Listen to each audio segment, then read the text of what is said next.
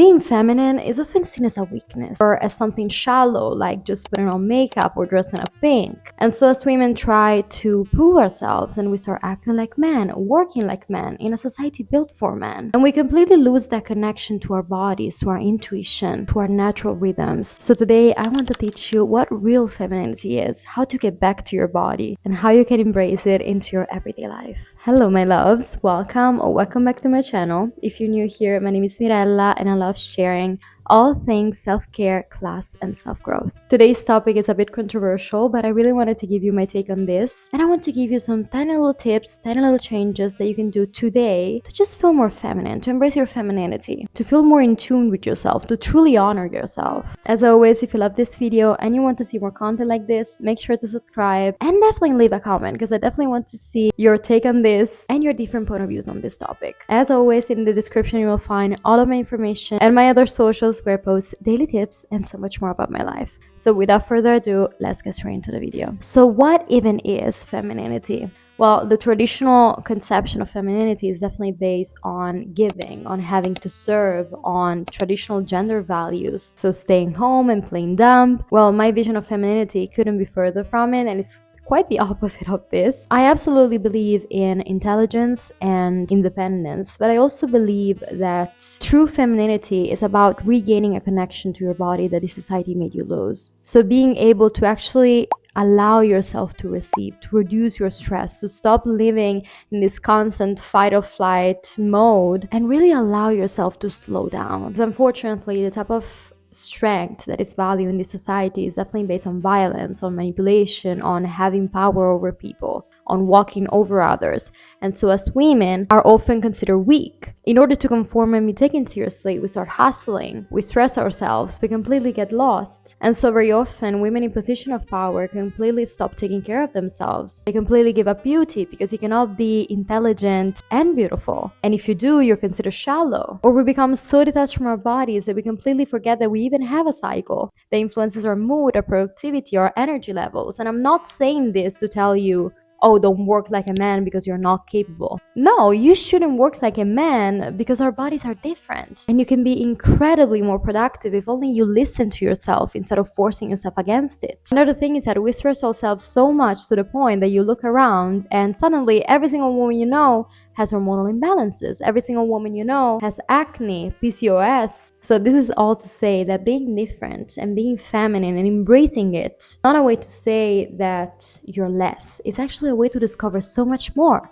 not compared to men, but compared to ourselves within our power. So since this video can definitely not be 5 hours long, I'm not gonna tell you my revolutionary ways in which we should change society or my woman-centered business model. But what I can do though, because that's what I do on here on YouTube, so just give you some tips on how to embody your femininity and regain that connection to yourself that you've lost. I want to tell you some of the things that I love to do to feel more peaceful, less stressed, more in tune with my body. And that for me truly is femininity. Peace, tranquility, calm, connection, even power, but just in a different way. It's not about violence. So the first tip I want to give you today is to really allow yourself to receive, allow yourself to get help from others. And I was definitely very guilty of this, and I was definitely a very hyper independent woman until a few years ago. I never wanted help from others, and I always felt like I needed to prove that I was capable of doing things by myself, that I never needed anyone. But the truth is that sometimes, even if you can do it, doesn't mean that you should do it by yourself and overwork yourself. It's just a way to work smarter and not harder and not stress yourself for no reason. Something hard that I really needed to understand is that you're not gonna win any prize just because you carried all the weight on your shoulder by yourself. And this is definitely linked to just learning to delegate and letting go of control. So I'm a huge perfectionist, and I was definitely a little bit of a control freak, and I still am a little bit. But if you want to step into a more feminine, more relaxed energy, if you want to be more calm, you really need to just allow yourself to receive, allow yourself to get help. Because accepting help will not make you any less capable. It's just gonna make your job easier and your stress levels much lower. That's it. And also, men literally do it all the time. And if they can avoid doing anything, you can rest assured that they will do it. But us women always feel the need to overwork ourselves, to prove ourselves. But there's literally no point. My next point is cycle syncing. Because I feel like as women, sometimes we only see our cycle as something horrible that makes us feel horrible for 5 to 7 days a month. But it's so much deeper than that. And sometimes I really want to change my perspective on it because we literally have the ability within ourselves, within our wombs, to create life. And that's a joy, that's a blessing, that's not something we should hate on. And this again really shows how disconnected we are from our bodies. We don't even realize it, we completely forget about it. But second, and most importantly, is because it really influences so much more than that 1 week or 5 days. It influences the whole month, our mood, our productivity. And having a standardized routine only goes against that and goes against our nature. Just think of the regular 9 to 5. Now, you probably cannot quit your job because of your cycle. I understand that.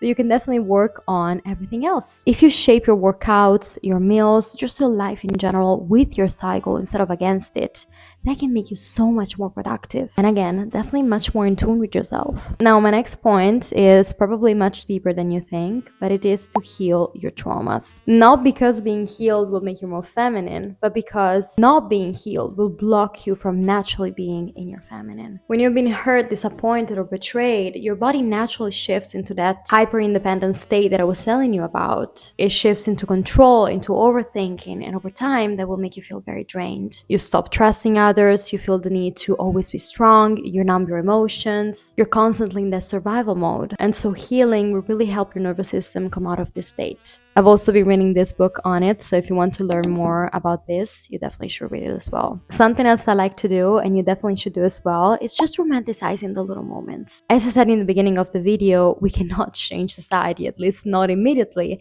but what we can do is not waste our lives waiting for a change. So you cannot wait for everything to be perfect to be happy. You really need to just romanticize the little moments. It can be your morning coffee, it can be your little walk, it can be lighting up a candle when you do your skincare. It's about the tiny little things that will make you feel so much happier, calmer, more grateful. Really try to find these tiny little joys in your everyday life. Now, a link to this point is to really create little rituals in your everyday life. And I actually made a whole video on this, so definitely check it out if you like this type of topic. Just to make some examples, you can make your life so much more special by just doing the tiniest little things. For example, you can put on some jazz music every single night when you cook dinner. Or you can make your night skincare special, lighting up a candle, put it on some meditation music. You can buy yourself a nice silk pajama to just feel luxurious every single night. It's really about the little things. Now, my next point is to always try and live in a clean and beautiful environment. And I said try because I understand that there are so many things that could not be in your control. For example, you might be a teenager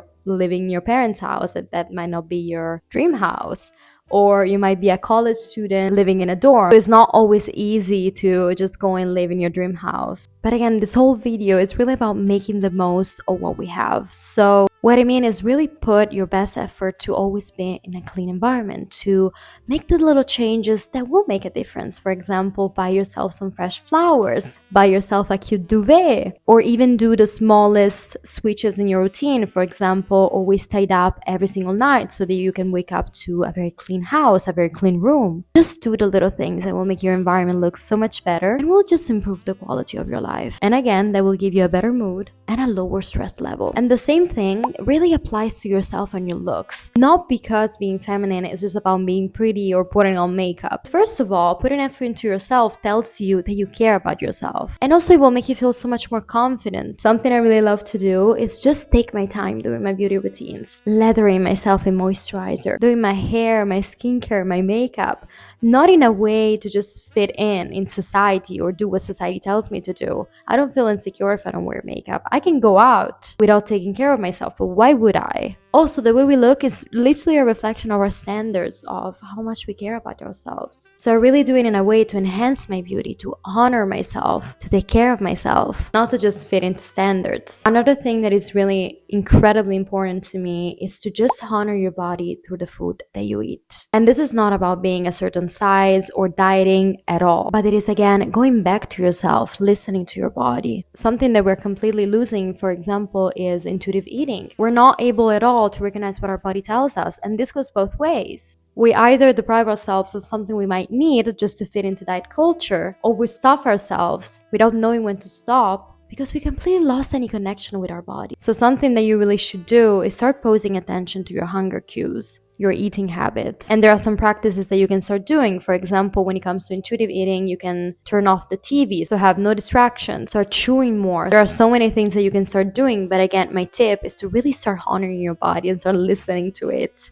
And finally, something really important to me to really feel connected to my body and also to everything around me, to reduce my stress, to feel more aligned, is just meditation. And I already talked about this so many times, but it's really a topic that is so important for me because it's really a life-changing practice. When you meditate, you become more open, more grounded, more connected to yourself. Meditation really teaches you how to receive instead of force, how to simply be instead of just constantly doing. And that's where you naturally return to this peaceful, intuitive, beautiful self. So this is my take of what it means to be feminine. As you understood by now, it's really not about putting on lip gloss. It's about alignment, connection, and working with your body instead of against it. And if you're still here, make sure to leave me a comment because I really, really want to hear your take on this. I really want to hear your point of views on this. Even if you think that what I said is completely wrong, I really want to hear it. As always, in the description, you can find all of my information and my other socials. And I appreciate you guys so much. And I'll see you in my next video. Bye bye.